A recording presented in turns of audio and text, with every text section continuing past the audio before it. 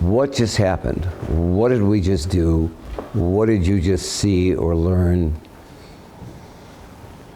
What was your experience? If you've ever seen people who have trouble with public speaking, when they're put on the stage and they're asked to say something, it's like they can't remember their own name. You know, that, whatever that is, it'll get so locked up. But the problem, I think, is that they're resistant to feeling the fact that they're having this problem.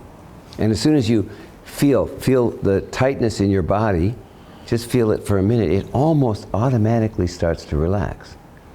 And then certainly if you do it consciously, if you learn to listen, you learn to listen to that feeling, and just pick an area that's right now the tightest in your body, whether it's your stomach or your shoulders or your neck or your thoughts or and just be with it for a minute. And I'm going to ask, doesn't it get just a little bit more comfortable? Doesn't it just feel a little bit more okay? Something like that. Because comfort is to be with your forte, with your strength, with your power. As you start to feel exactly what's going on, the natural system and its natural ability to correct the same way you do when you're walking. You know, you're always losing your balance when you're walking, but you're good at it, and you go with it, and you correct for it, and it works for you. Once you start to learn to do this in a conversation, the fear that somehow you're going to lose whatever it is, your connection with them, the argument, whatever, and that speeding up of the mind to start figuring out how you're going to counter what they're saying, or when they start to tell you about their vacation, you right away want to tell them about your vacation. All that rush of energy that moves in our system, you start to recognize that rush of energy, and it's very empowering. It is your aliveness. It is your vitality. But if you're centered, it feels that way. If you're here, it feels that way. And if you're here, it feels that way. And as you found, as O-sensei said, even if it's slightly apart from the way, it's no longer the way. As you start to get into this place, there's a point where it's very easy for you to say, well, what did you like about the movie? And it's sincere. It's not a cheap negotiating trick. It's really and truly recognizing that they found something to enjoy. There's nothing wrong with that. Nothing wrong with the fact that you didn't enjoy it. But maybe you could learn something here. Maybe you could grow and develop. And maybe in the process you could, understand each other better and create a better relationship. And that's important because the way I like to tell the story is, if each of us were to go and build our own house versus all of us working together to build everybody's house, the synergy between us completely changes the effectiveness of our time and the power and the productivity and the quality of the house that comes out of it and everything, and probably how much we enjoy doing it too. There's a movie called Happy, and it talks about basically what makes people happy, and there's a section in it caught my attention dramatically where it said that basically there are hormones that release in your body, the main one being dopamine, that seem to happen when you're happy, or you get happy when they happen, or we aren't really sure exactly what goes on there because it's probably a little bit of both. But that as you age, and that will happen to even you kids, that as you age, the dopamine production in your system drops off. And at a certain stage, probably in that 50, 60, 70 range, it starts to drop off steeply. Grumpy old mean. Huh? Syndrome. Grumpy old mean syndrome. Probably. And that the one thing that seemed to spike dopamine production in people, that all of a sudden brought them into this better feeling, was working together in groups. And this was particularly with the older people that they were working with, because that's where it was most obvious. But I think it's pretty much true anywhere. And immediately for me, I thought, well, that's why I've always loved playing in a band. And I think it's why people love playing on sports teams and, whatever, joining clubs. There's this, whatever, when we recognize there's something, and I'll take it one notch further and say, if you want to feel better, do something nice for someone else. And it's strange, because wait a minute, is that? But it's almost inevitable that there's just something in that, and in the same way that when someone does something nice for you, it creates that kind of a reciprocating echo for you. And so the nicest thing you can do generally for someone is you come back to how frustrating and angry and disconnected and that you felt when someone wasn't listening to you. The greatest gift you can give someone is your attention. Just listening to them. And again, that's not like being quiet while they talk. That's intentionally trying to understand how they're feeling, what's going on for them, why they like the movie. Just that gift of attention, as simple as it may seem, or as difficult in certain situations, completely transforms the experience. And so I'd say, when someone comes in and they go, you screwed that up, or you shouldn't have done this, or you should have done that, or whatever, then the ability to actually hear what they're communicating changes the tonality. And when you say to them, well, I don't understand why you think that. And they go, well, because this, this, and this. You say, well, what do you think I should have done? Or what would you like to see happen now that we're here? And all of a sudden you're engaged in this creative process with them. Now the whole world has transformed. At least that little section of the world that you're living in at this moment. And the ability to get there with them comes from being comfortable, being in your own power, having a sense of forte, of ability, of capability, of possibility. And from there, you can be generous. Without it, you can't. And if you're off center, you're uncomfortable. You're now in discomfort. You're now moving away from your own strength, and it's going to get worse and worse and worse. Give me your hand. Do this with somebody. Go ahead with her. Go ahead with her. And just push a little bit harder. And now stop pushing. And don't they stop pushing almost the second you stop pushing? You kind of see what I'm talking about here? It's like there's some place where, how come you're causing so much conflict? Will you stop fighting with me? Or as soon as I stop fighting, see, it's almost inevitable. You're creating this, thank you, reciprocating echoes, and so Sensei's terminology for it. I call it symphonic resonance. As a musician, I think that way. If you have two violins in the room and you hit the D string on one violin, and you stop it, you'll see that the D string on the other violin has started to vibrate. It's just symphonic resonance, and this happens in a lot of different phases. But for instance, if you're in a pretty neutral mood and someone comes in and they're just bouncing off the walls, it's like you can't help but feel it. In the same way, if they come in it's like your whole tonality changes almost instantly. Now, if you can, in the face of that, come back to your own experience and your own recognition, oh God, I'm starting to get this, and I'd rather be in my own comfort, and now you're doing that to them only in a positive vein. So I say that a warrior's challenge is just enjoy yourself. Just feel better. Just move yourself. We played front and back.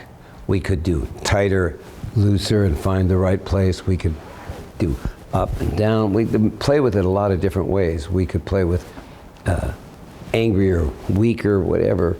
But when you find that place where it's just like, there is no thing. You don't have a thing. There's nothing. You're just, now listening is not that hard.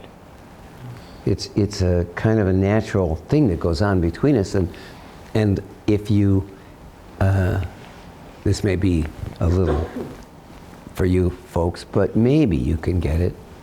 But for all of you old people, somebody you haven't seen in a long time, and all of a sudden they come into town or whatever, even on the phone, but especially if you get to hang out, and you end up staying up for hours into the night talking about whatever, and when you get up in the morning, you can't remember hardly anything you spoke about, but you feel great about having had this visit with them.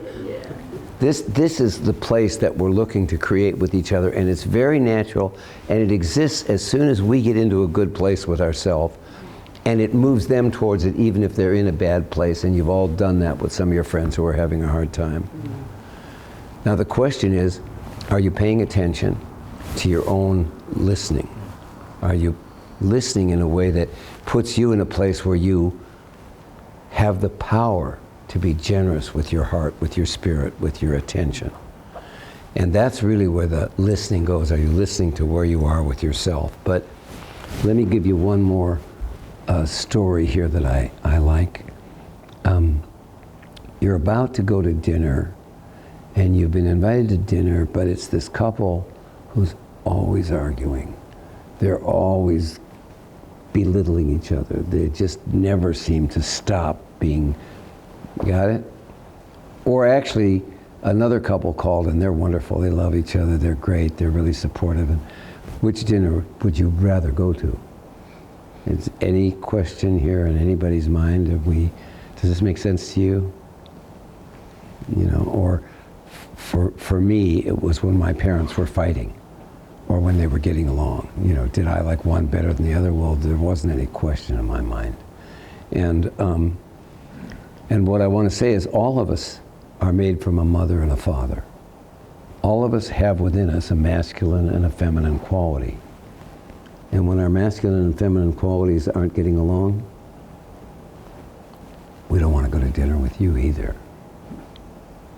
And as I like to try and make something humorous out of this, when my masculine and feminine qualities aren't getting along, I don't even want to go to dinner with myself. All right, how do you bring those two forces in yourself together? Well, you lean forward and you lean back and you find that place that feels centered. And there are a million ways to do it, but you breathe in and you breathe out, and you start to feel that thing that unifies the two together. And the simplest way I put it is, feel the glow of aliveness that is yourself. Just feel your aliveness. All of a sudden you're closer. Now feel into the central core of your aliveness. Now feel into the center of the central core of your aliveness. And for people who have any difficulty doing that, and usually what I start with is just, if I had 1 minute with you, if I had just say one thing to you, what I would say is, listen to the impulse to breathe. And then if anyone says, well, I don't know what you're talking about, I say, well, just don't breathe for a minute.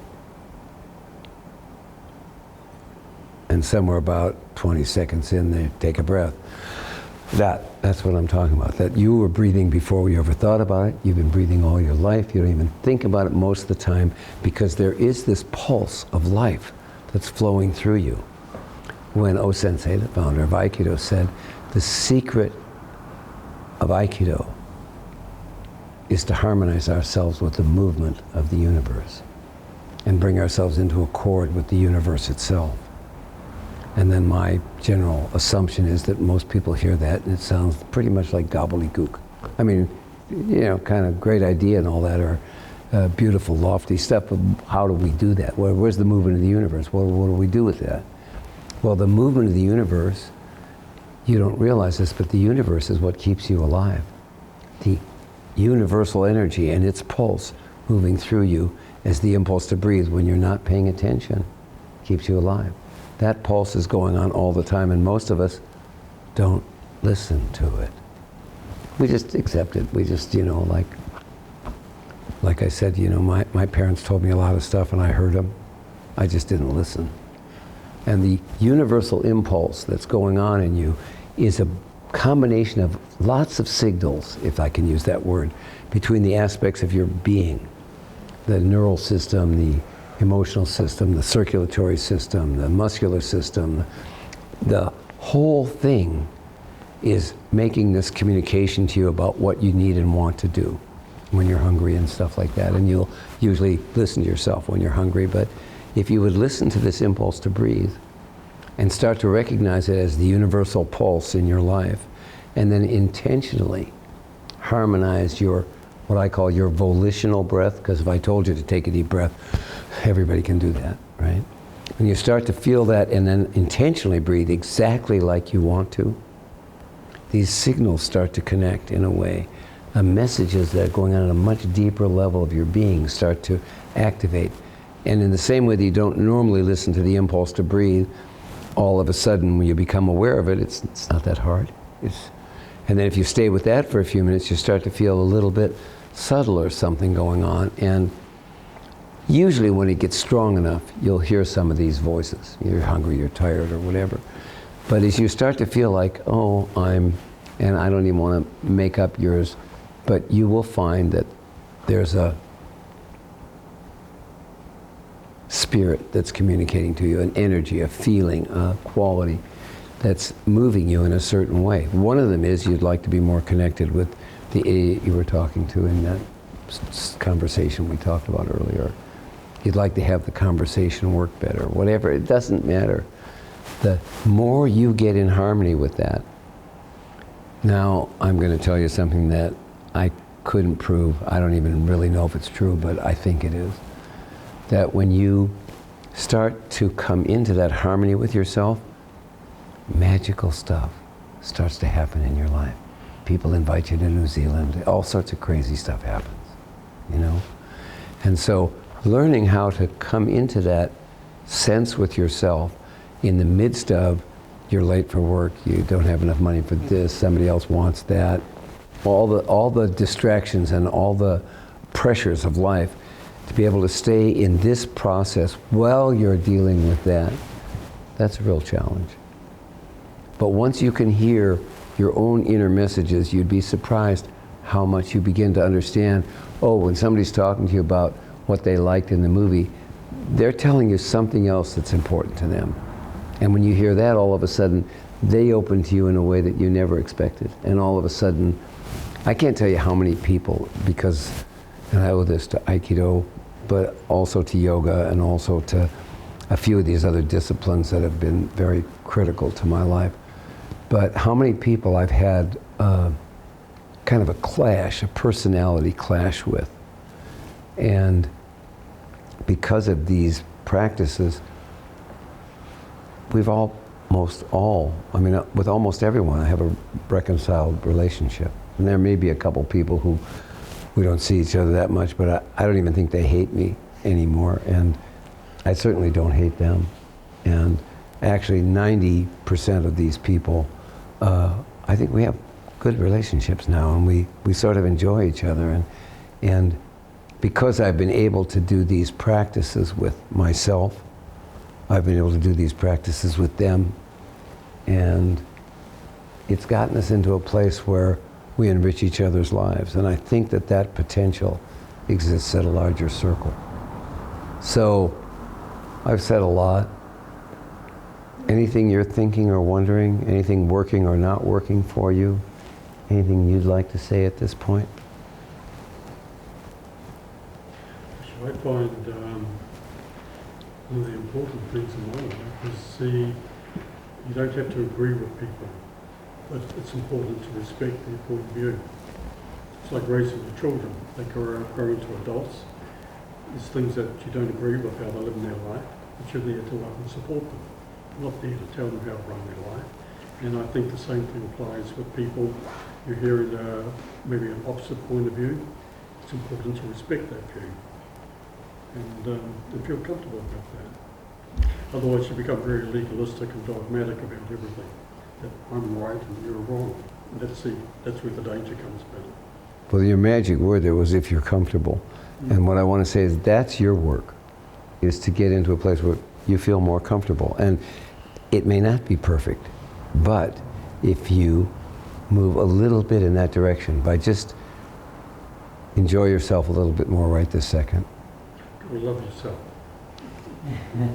And one thing I do find is that men Women see it differently. And I don't want to get into the gender-specific quality of who does it, but the idea that we choose towards, in the male-dominant thing, the brotherhood, in the female-dominant dimension, or the whatever we would call the feminine, the sisterhood. And I say that, again, we both have masculine and feminine. We all have both qualities operating within us. And as they start to listen to each other, we recognize that there is a great love that flows between the two forces. But it's very easy for someone to fail to do their work and get into the center and be on one side or the other, and then the two forces within you start to fight.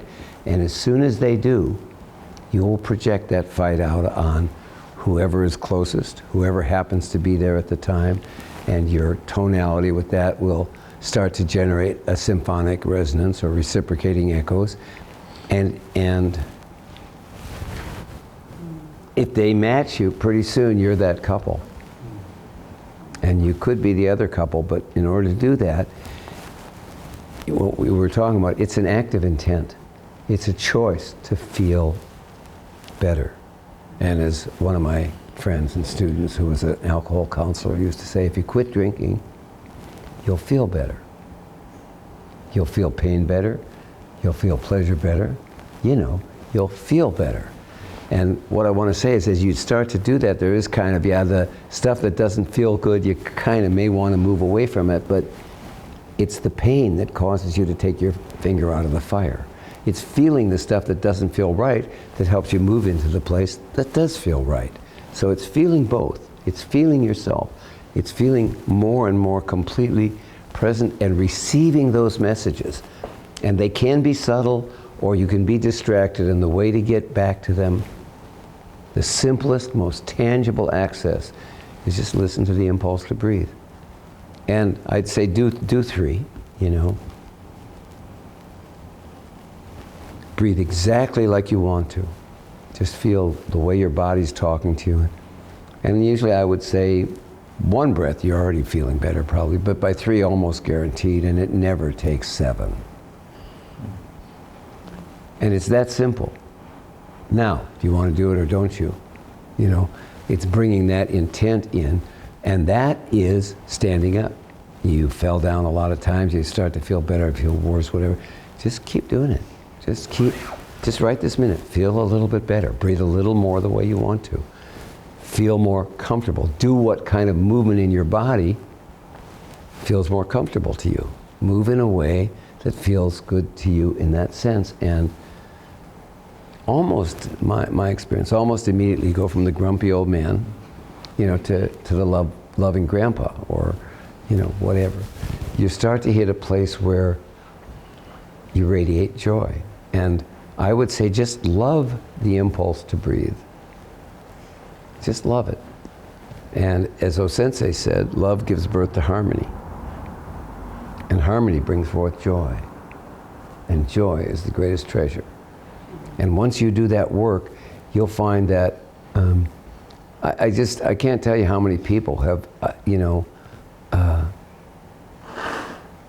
come round, as it were, to see what a wonderful person I really am, if you know what I'm talking about.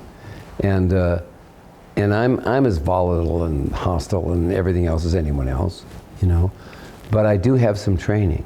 I know when I start to get in those feelings, I don't really like them, and so because I can feel myself and feel that I don't like them, I can move towards a feeling that I like better.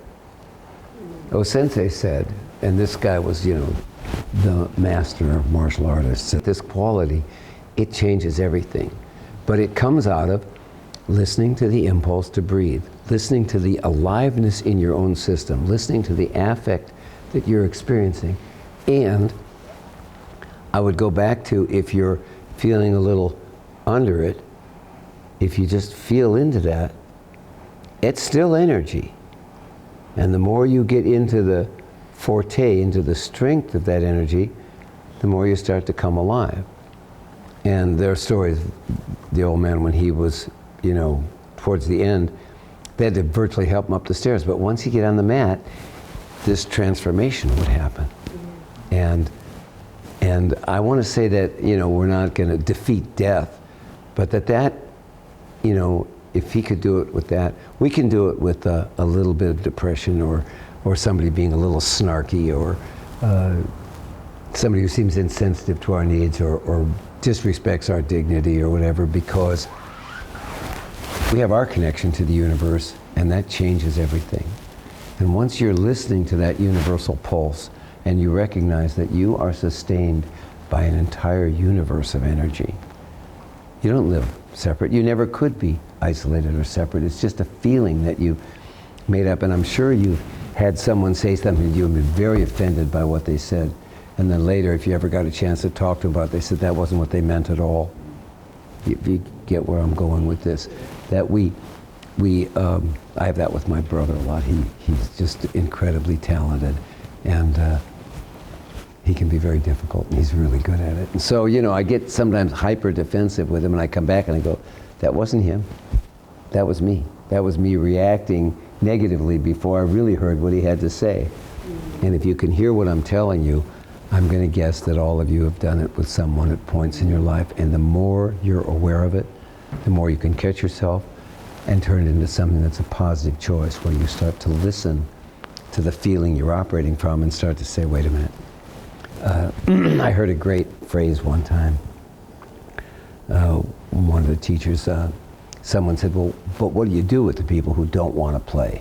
They just, and the guy said, if you can accept their behavior as the bound up expression of their absolute love for you. Can you get that? If you can accept their behavior as the bound up expression of their absolute love for you, your own excitement will create the heat necessary to melt the situation. And in my experience, I found that to be very much true. I can't always do it, but when I can do it, I find it to be highly effective. And it's so much if we start to just simply feel the messages in ourselves that bring us more and more into, and I like comfort, with our power, just enjoying the aliveness of yourself. Just feel the aliveness. Like, what's that do? Just do it. Just do it. Just shut up and drive, And I find that all of a sudden the power gives me the ability to say, well, what did you like about the movie? Otherwise, I have to say, I remember having an argument with my uncle over what was a better movie, Black Orpheus or Hard Day's Night, and of course he was right. Of course Black Orpheus is a better movie if you want to talk from any artistic, critical, whatever. But what he didn't get was that for me, I loved the Beatles, and I really loved Hard Day, and I was really enjoying that movie. And I don't know why we couldn't have gotten there, and eventually, and I think it probably was a couple of years, I called him up, I said, look, you were right, blah, blah, blah, but, I did love the movie, whatever it was. And it just, to me, it was a great, because he was a, really good guy, and it was funny. We had a pretty intense afternoon that day. And looking back on it, it's like, it just seems so silly. Couple more comments, anything? Abuse coming at me, When we're here and we're really feeling our own aliveness, there's a joy that radiates, there's a charm that comes off of us, and we all love it, and we love being with each other when we do it. So I can't encourage you to do it enough, and I can't refine that little practice of, by the time we move the last little bits, and then the one of even just thinking about moving, in the beginning you wouldn't have even noticed it, because it's something that just gets refined through practice, like your balance, so you can stand up and walk, walk and chew gum. He said, my students think I don't lose my center, but that's not true. I just recognize it sooner and I get back quicker. And he was a master, and I think with my brother, for instance, I still do lose it, but much less. I'm much quicker to get back to I mean, I tell this story about, because I've been in charge of the finances, and there's not really enough to take care of them, but you know, if we're really careful, I think we could do it or whatever. And we're having a conversation, and I'm on my way down to see my mom. I'm in the train station in a place called Del Mar, which is near San Diego, Southern California. And I'm screaming into my cell phone, 5th-degree black belt at the time, screaming into my cell phone. And I kind of realized, oh my God, you know, I look around and everybody's staring at me. I say, I'll call you back. I hang up. And I do some breathing exercise or whatever. And I come back and I'm just going, Bill, look, I'm upset because I'm so worried about whatever. And I get back to what it is I'm actually feeling instead of being so bent out of shape. I've gotten a lot better. And I've gotten a lot better through practicing it and through the intent to be better, through the desire to live more in good feelings and give more good feelings, and especially with unwilling partners, especially when someone else is in a bad place.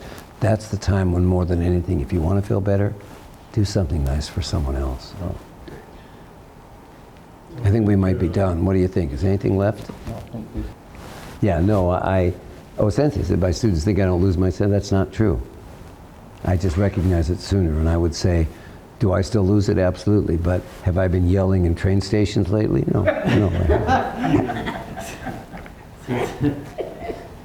And I'm not saying I won't do it again. I'm just saying so far it's gotten a lot better. You know. You can tell the story about it. Well, you know, Diane and I do martial arts. We study with a guy who's not an easy teacher.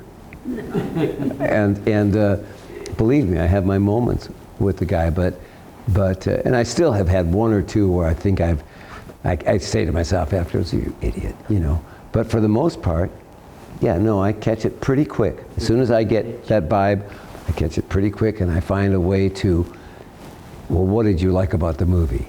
You know, I'm, you know, but he's probably the hardest person I deal with in my life because he's a master teacher and he doesn't really suffer fools gladly, and you know how anyone who doesn't agree with you is an idiot. So.